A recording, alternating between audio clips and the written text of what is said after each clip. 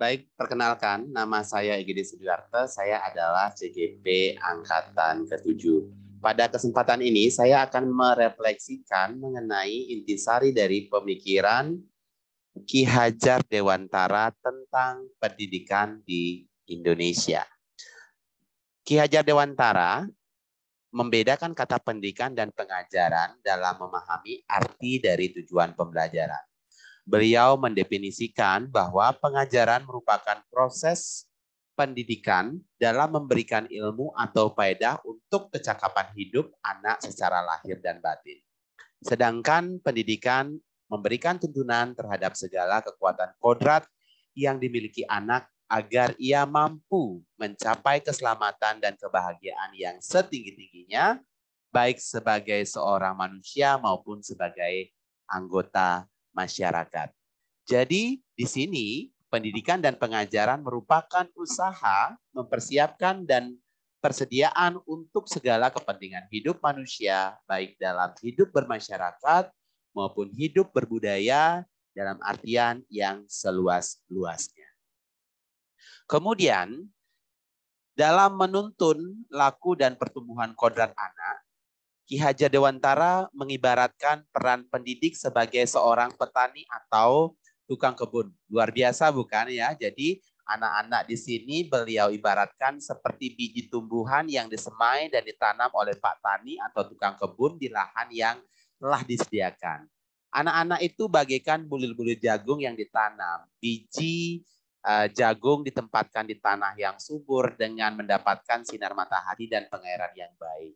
Meskipun biji jagung adalah bibit yang kurang baik, kurang berkualitas, dapat tumbuh baik karena diperhatikan dan dirawat oleh Pak Tani. Dengan demikian, biji jagung pun disemai adalah bibit-bibit berkualitas baik, tetapi namun ditumbuh di lahan yang gersang atau tidak baik, maka pengairan dan cahaya matahari serta tangan dingin Pak Tani, maka biji jagung itu menjadi tumbuh namun tidak optimal. Jadi di sini dapat kita simpulkan bahwa seorang guru memiliki peran yang sangat penting dalam mendidik dan mengajarkan anak tentang filosofi pendidikan, bahwa kualitas anak ya, walaupun anak itu baik ya, bibitnya bagus, tetapi apabila guru tidak mendidiknya dengan baik, maka hasilnya tidak akan maksimal. Sebaliknya apabila guru memberikan perhatian yang lebih, mendidik dengan baik, walaupun mungkin dari segi kecerdasan anak itu kurang, tetapi dengan tangan dingin seorang guru, maka hasilnya juga akan maksimal. Apabila kita bandingkan ya, memandang diri kita sebagai seorang pembelajar dengan apa yang dikatakan atau dikaitkan oleh Ki Hajar Dewantara terhadap pendidikan dan pengajaran tersebut, maka di sini kita sebagai seorang guru wajib menjadi penuntun terhadap siswa kita atau murid kita. Jadi anak diberikan kebebasan. Namun kita sebagai pendidik wajib untuk menjadi sebagai pamong atau istilahnya paling fasilitator dalam memberikan tuntunan dan arahan agar anak tidak kehilangan arah dan membahayakan dirinya sendiri. Sebagai seorang fasilitator, guru memberikan tuntunan agar anak dapat menemukan kemerdekaannya dalam belajar, dan itulah yang perlu kita sadari sebagai seorang guru, bahwa kemerdekaan seorang anak dalam belajar itu akan memberikan mereka suatu kreativitas dalam mengeksplor, dalam mengenali diri mereka sendiri. Ki Hajar Dewantara juga selalu mengingatkan kita para peserta didik untuk terbuka pada perkembangan globalisasi, namun tetap ada sisi kewaspadaan terhadap perubahan-perubahan yang terjadi.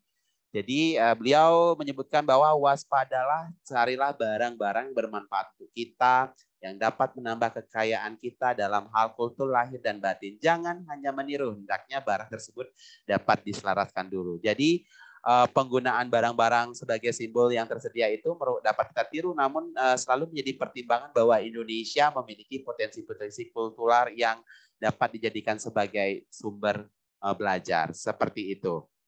Nah, yang perlu kita garis bawahi juga, jadi hendaknya kita sebagai seorang pendidik mengingat bahwa pendidikan anak sejatinya menuntut anak mencapai kekuatan kodratnya sesuai dengan alam dan zaman. Jadi bila kita hubungkan dengan pendidikan di abad 21, bahwa pendidikan saat ini menekankan pada kemampuan anak untuk memiliki keterampilan, ya. Sedangkan dalam memaknai kodrat alam, maka konteks lokal, sosial, budaya murid di Indonesia tentunya memiliki karakteristik yang berbeda antara pulau yang satu dengan pulau yang lain. Sehingga kita sebagai guru wajib untuk memahami hal tersebut sehingga tujuan pembelajaran dapat berjalan sesuai dengan kebutuhan murid kita. Seperti itu.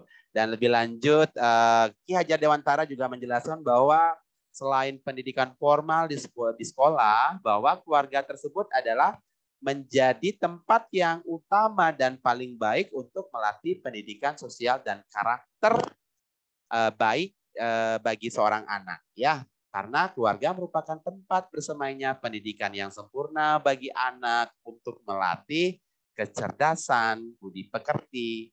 Di dalam hal ini budi pekerti adalah pembentukan watak individual.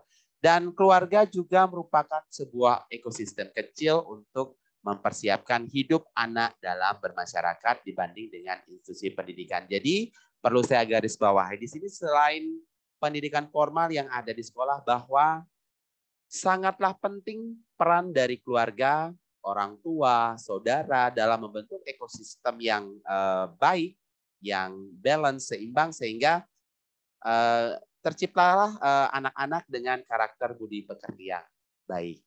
Demikianlah refleksi diri dari saya. Semoga teman-teman semua mampu mengambil intisarinya juga yang mampu kita implementasikan dalam proses pembelajaran kita di kelas kepada murid-murid kita. Sekian dan terima kasih.